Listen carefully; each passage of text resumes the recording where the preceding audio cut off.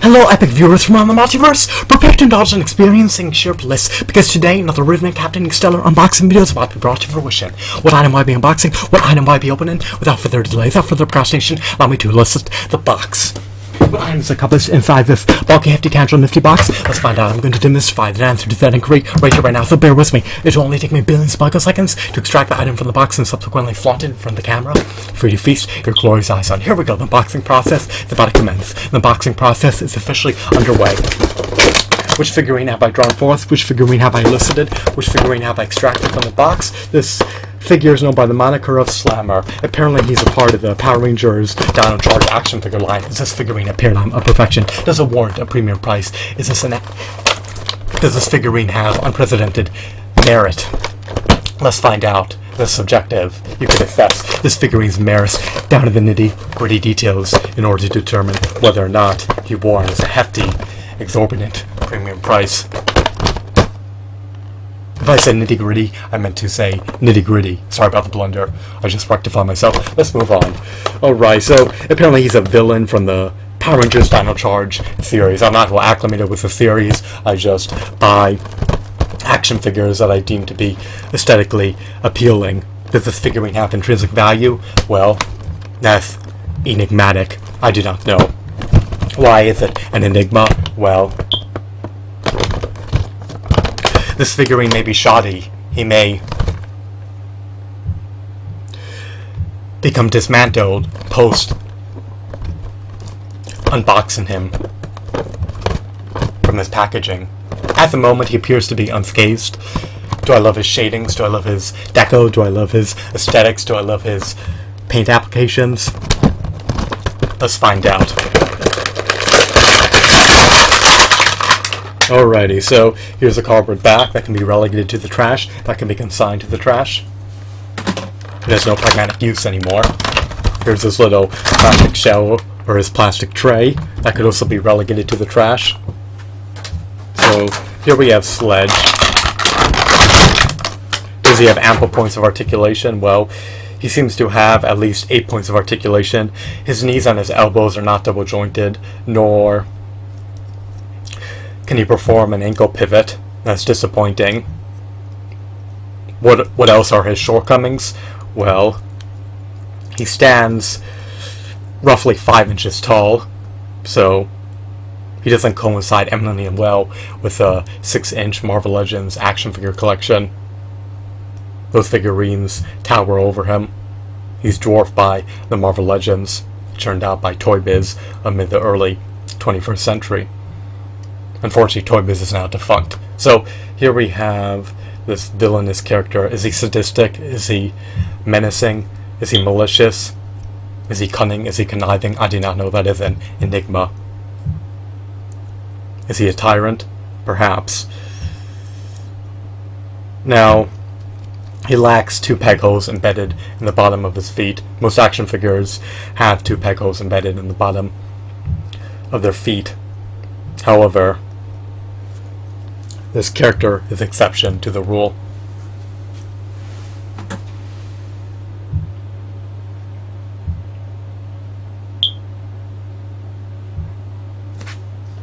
Here are some of the other figurines, a part of the Power Rangers Dino Charge action figure line. So, let's meticulously analyze Slammer. His seam lines are conspicuous, they stand out, but from afar they're arduous to pinpoint, so it's not that much of a salient issue, but it is noticeable nonetheless. What else?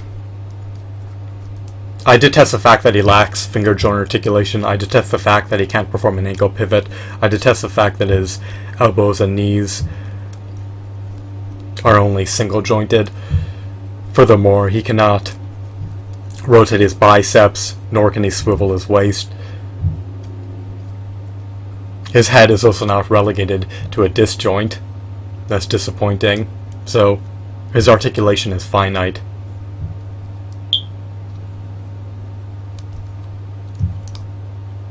Slammer could have been refined. He could have had at least 20 points of articulation. He seems to have roughly 6 points of articulation. If I said 8 earlier, I made a blunder. His arms cannot be moved, only his forearms.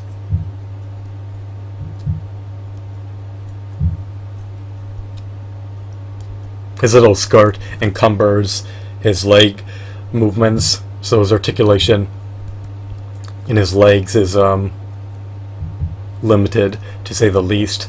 In addition to the articulation in his legs being limited, he cannot swivel his arms. So his arms are stagnant, they're stationary, they're sedentary, they cannot move beyond his forearms articulation. Sorry, let me revamp that. They cannot move beyond his forearms articulating forwards and backwards to an extent. So this is just disappointing. As a totality, this figurine does not warrant a hefty, exorbitant premium price of under $10. I'm disappointed. His arms are now relegated to ratchets. He lacks a diaphragm joint. He lacks an ab crunch. He's more of a miniature statue. I mean, that's the way I perceive him.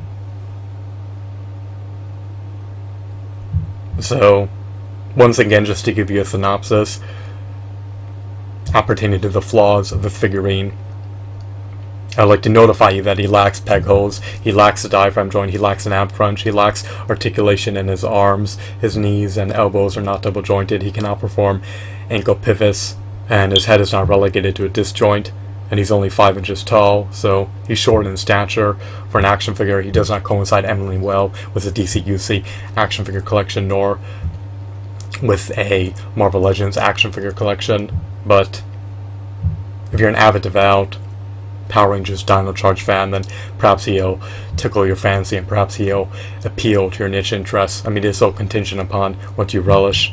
So, do I have qualms about buying this action figure? I do, for roughly $10. For $5, perhaps I would have been content with parting with 500 pennies in order to procure this figurine, but had I known from the get-go that the figurine lacks articulation in his arms, had I known that his leg articulation is finite, and had I known that he cannot swivel his waist nor perform an ab crunch, then I would have desisted from buying the figurine. So I personally would have abstained from buying the figurine for $10 had I known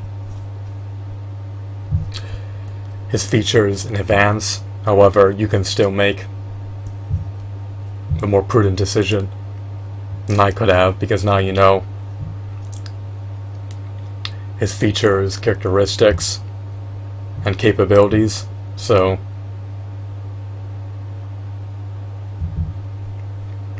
I'd also like to notify you that his shadings, deco, paint applications, aesthetics, sculpt is just relatively mediocre at best.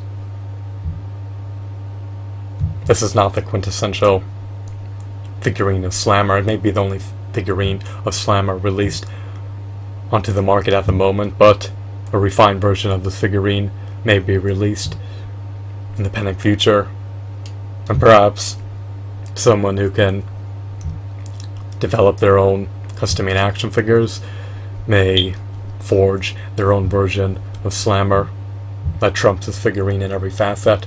So this figurine is mediocre at best, but does not warrant an asking price of more than $5 in my subjective, humble opinion. Marvel Legends action figures had anywhere from 30 to 42 points of articulation. They had high quality aesthetics, high quality shadings, high quality paint applications. They'd ample points of articulation. They came bundled with a comic book and came bundled with a myriad of accessories. On the other hand, this figurine commands a higher markup, and he doesn't come bundled with any accessories. He stands roughly 5 inches tall.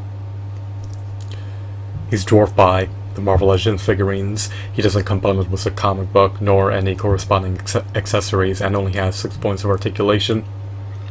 If they're going to render these action figures short in stature, they should at least compensate in other facets Bandai has in this context, so I'm disappointed. I'll desist from buying figurines from this line in the pending future, unless I can obtain them for under $5, so those are my final thoughts. If you have anything you would like to add or contribute, please feel free to post your feedback via the comment section. Have a wonderful, marvelous day. Goodbye.